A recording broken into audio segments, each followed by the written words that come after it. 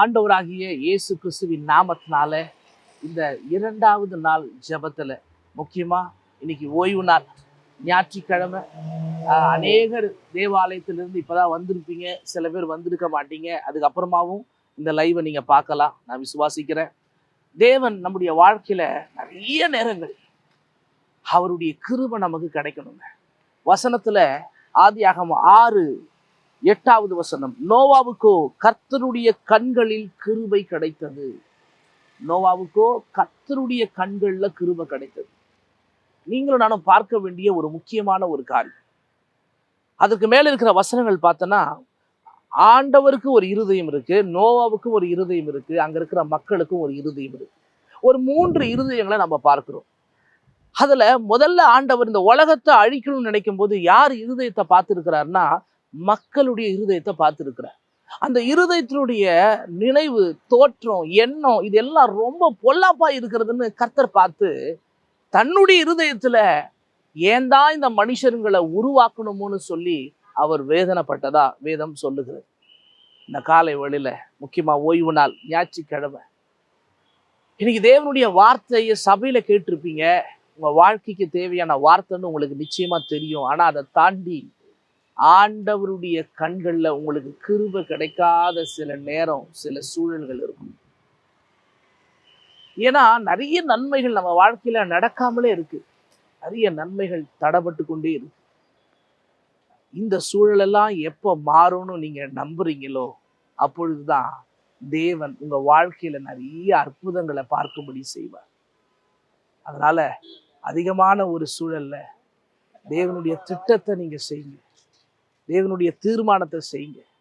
தேவன் உங்க மேல வைத்திருக்கிற அத்தனை ஆசீர்வாதத்தையும் செய்ய மறந்துடாதீங்கன்னு நான் சொல்ல வரேன். ஒரு ஆமென் சொல்லுங்க பார்க்கலாம்.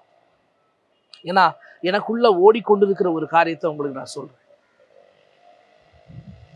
இந்த 180 நாள் ஜெபம் இன்னைக்கு 2வது நாள். இது ஏன் நம்ம ஸ்டார்ட் பண்ணோம், இதை பத்தி ஏன் நம்ம அதிகமா பேசணும்னு நினைக்கிறோம் அப்படின்னா, நீங்க நல்லா புரிந்து கொள்ளணும்.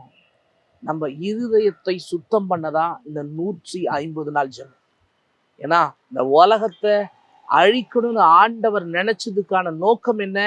எதனால அழிக்கணும்னு நினைக்கிறாரு? மனுஷங்க இருதயத்தை பார்த்தாரு. மனுஷங்க செயல்பாடோ, மனுஷங்க பண்ற காரியங்களோ இதெல்லாம் கிடையாது. இது எல்லாத்தையும் விடுங்க. அவர் அதிகமா எதை பார்த்தாருன்னா, அவர் இருதயத்தை பார்த்தார். அந்த இருதயத்தினுடைய பொல்லாப்பு, அந்த இருதயத்தில் இருக்கிற ஒரு பொல்லாத காரியங்கள், இதெல்லாம் ஆண்டவர் பார்த்து ரொம்ப வேதனை அடைஞ்சு இந்த உலகத்தையே அழிக்கணும்டான்னு முடிவு பண்றாரு. அப்போ இந்த 180 நாட்கள்ல நமக்கு இருக்கிற ஒரே ஒரு நோக்கம், நம்ம இருதயம் சுத்தமாகணும்.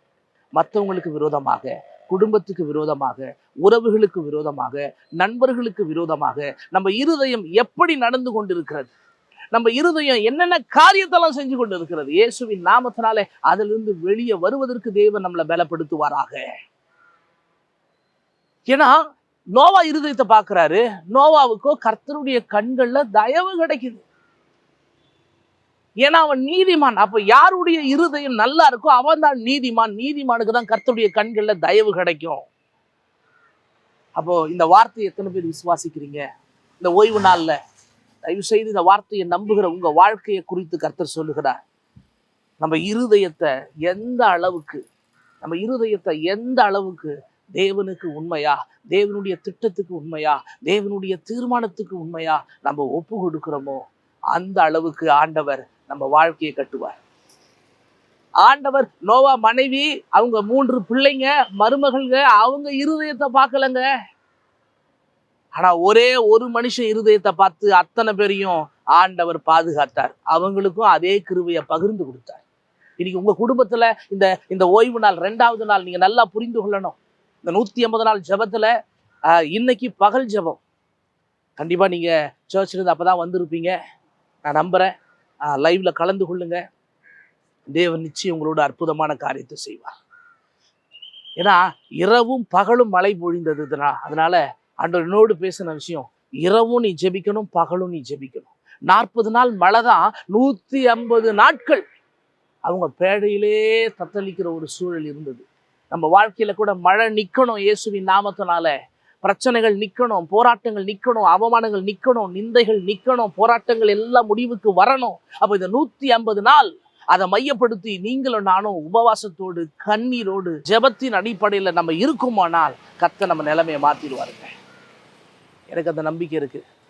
அந்த நம்பிக்கையின் அடிப்படையில் தான் கர்த்தர் கொடுத்த வார்த்தையை பிடிச்சிக்கிட்டு அவர் சொன்னதை எப்படியாவது அடையாளப்படுத்தணும், அவர் சொன்னதை எப்படியாவது செயல்படுத்தணும்னு சொல்லி தான் நான் தொடர்ந்து இந்த ப்ரேயரை அநேகருக்கு முன்பாக கொண்டு போகணும்னு நினைக்கிறேன். இதை பார்க்குற நீங்கள் உங்கள் வாழ்க்கையில் அதை அடையாளப்படுத்தும்படி இது அநேகருக்கு அனுப்புங்க, ஷேர் பண்ணுங்கள், அவங்களையும் இதில் கலந்து கொள்ள வைங்க.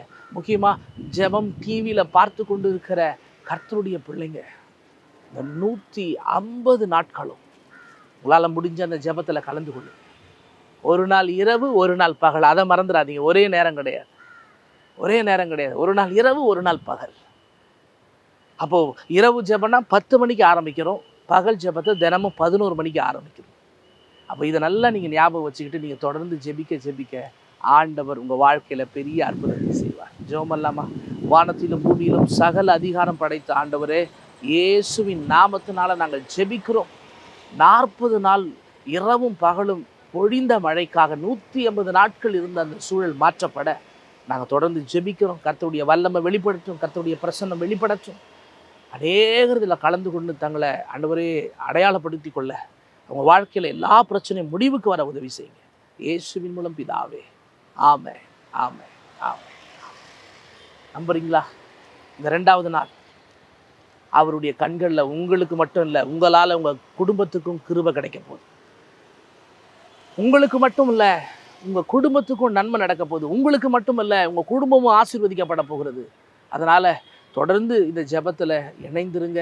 காலையில் இந்த வீடியோவை பாருங்கள், அதே போல் மதியத்தில் லைவில் கலந்து கொள்ளுங்க, இரவில் லைவில் கலந்து கொள்ளுங்க. இரவும் பகலும் பாரத்தோடு ஜெபிக்கிற அந்த ஜெபத்துக்கு ஒரு பெரிய பலன் இருக்குன்னு இந்த உலகத்துக்கு காண்பிப்போம். கர்த்தர் நம்ம நிலைமை எல்லாவற்றையும் மாற்றி அவர் கண்களில் நமக்கு கிருபை கிடைக்கும்படி அவர் செய்வார். ஆமென்.